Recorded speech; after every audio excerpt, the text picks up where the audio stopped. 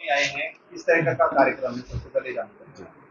आज हम सब के लिए बहुत सौभाग्य की बात है कि हम लोग अपने आदरणीय प्रधानमंत्री जी मोदी जी का जन्मदिवस मना रहे हैं।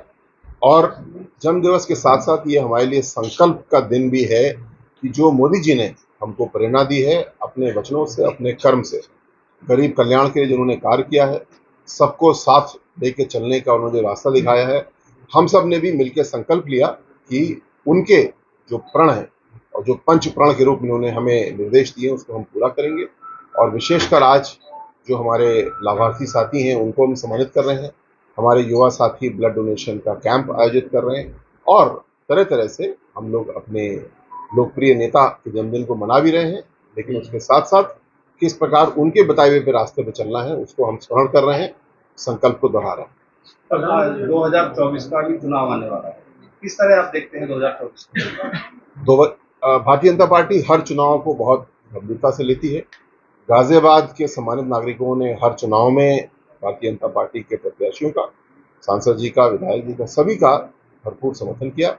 और हम लोग को पूरा विश्वास है कि जो कार्य पिछले 10 वर्षों में हुए हैं और उसके आधार पर हम वोट मांगने के लिए जाएंगे और जनता से अनुरोध करेंगे। और मुझे पूरा विश्वास है कि हमारे सम्मानित मतदाता 5 साल के लिए पुनः एक बार गाजियाबाद में तो अपना आशीर्वाद देंगे, पूरे भारत में आशीर्वाद देंगे और मोदी जी के नेतृत्व में एक बार पुनः सरकार तैयार होगी और जो गरीब गरीब कल्याण के कार्य शुरू हुए हैं उनको पूरा किया जाएगा।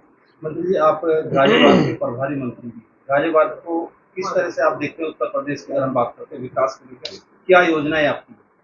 गाजियाबाद केवल भौगोलिक रूप से ही उत्तर प्रदेश का द्वार नहीं है, ये विकास की दृष्टि से भी उत्तर प्रदेश का द्वार है। और आपने देखा हाल में जो ग्लोबल इन्वेस्टमेंट समिट हुई उसमें सबसे ज़्यादा संकल्प गाजियाबाद और एनसीआर के लिए आए हैं। अब ये हमारी जिम्मेदारी है संपूर्ण प्रशासन की, सरकार की, कि जो उद्योगपति साथी अपना उद्योग विस्तार करना चाहते हैं या नए उद्योग लगाना चाहते हैं उनको तत्काल जमीन उपलब्ध हो जाए, उनकी जो क्लियरेंस होनी है वो सिंगल विंडो क्लियरेंस के आधार पर हो जाए। और बहुत तेजी से ये कार्य हो रहा है और आप देख रहे हैं कि गाजियाबाद का जो सिविक विकास है वो भी अच्छा हो रहा है, लेकिन उसका पूरे का आधार ये है कि हमारी अर्थव्यवस्था मजबूत हुई है। प्रधानमंत्री का जन्मदिन है, इस मौके पर आप लोग जनता को रिटर्न गिफ्ट दे रहे हैं, क्या कहना चाहिए? जी, जो रिटर्न यहाँ पर प्रधानमंत्री जी का जन्मदिन है, ये हम सब के लिए बहुत सौभाग्य की बात है। और प्रधानमंत्री जी ने शुरू से इस बात को देखा, प्रधानमंत्री बनने से पहले जब वो मुख्यमंत्री थे गुजरात में तो भी सरकार क्या है, जो हम और आप टैक्स देते हैं उस पैसे को कैसे खर्च किया जाए, ये सरकार का सबसे बड़ा निर्णय होता है। प्रधानमंत्री मोदी जी का सबसे बड़ा निर्णय यही है कि जो सरकार का खजाना है वो इसलिए है कि कतार में जो अंतिम व्यक्ति है, जिसको अंत्योदय भी कहा जाता है, इस नीति पर चलते हुए हम लोग को समर्थन करना है। इसका नाम सबका साथ सबका विकास भी है, इसका नाम गरीब कल्याण भी है।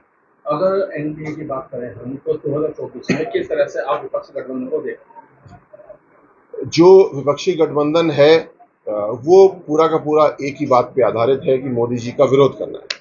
और एनडीए का जो पूरा गठबंधन है, मोदी जी की स्वयं की जो नीतियां हैं वो सारी इस बात पे हैं कि हमको विकास करना है, विकास को आगे बढ़ाना है। तो जहां एक और हमारे झंडे पे विकास लिखा हुआ है, दूसरी ओर विरोधियों के झंडे पे केवल मोदी जी का विरोध लिखा हुआ है। ये आसान सी बात हर व्यक्ति समझ रहा है। और मोदी जी का विरोध वो लोग कर रहे हैं जिनके परिवारवाद की दुकानें बंद हो गई हैं, जिनके भ्रष्टाचार की दुकानें बंद हो गई हैं, तो उनका विरोध करना तो स्वाभाविक है। लेकिन जो ईमानदारी से काम हुआ है, आज आप देखें जितनी भी योजनाओं की हम बात कर रहे हैं, लाभार्थियों के लाभ की बात कर रहे हैं, ये बैंक में सीधे पैसा डालने की वजह से, आधार से इसको जोड़ने की वजह से आज भ्रष्टाचार के ऊपर बड़े पैमाने पर रोक लग चुकी है और साथ साथ जो विकास की गति है वो तेज हुई है। ये हर एक के सामने है। तो जो परिवारवादी पार्टियां हैं, भ्रष्टाचारी पार्टियां हैं, वो अपना जो भी नाम रख लें, जो भी रूप बदल लें, लेकिन जनता उनकी एक नहीं सुनने वाली और तेजी के साथ भारतीय जनता पार्टी एनडीए अगले चुनाव में भी सबका आशीर्वाद प्राप्त करेगा। प्रधानमंत्री के रूप में आप लगातार लोगों से जुड़े हुए हैं, लेकिन जिला गाजियाबाद की हमारे लोगों की सबसे बड़ी समस्या सड़क। अगर आपने देखा हो सड़कों में गड्ढे करे हैं, जबकि सड़क परिवहन मंत्री हमारे जिला गाजियाबाद के सांसद हैं। क्या 2024 में जनता पसंद करेगी? जो सड़कों के लिए कार्य हुआ पूरे गाजियाबाद जिले की बात करें उतना पहले कभी भी नहीं हुआ। और पूरे ट्रांसपोर्ट की बात कर लें, आरआरटीएस है, मेट्रो, हर तरीके से हम लोग ने इसको मजबूत किया, नागरिक इससे संतुष्ट है। जो विषय लोनी की एक सेक्शन का है, जो एनएचएआई का सेक्शन है, उसके लिए एनएचएआई के अधिकारियों से अभी तुरंत मेरी बात हुई है। मंत्रालय स्तर पे भी अनुरोध हम लोग तत्काल करेंगे और मुझे पूरा विश्वास है बारिश के समाप्त होते ही न सिर्फ इसके गड्ढे भरेंगे बल्कि चौड़ीकरण करेंगे और सड़क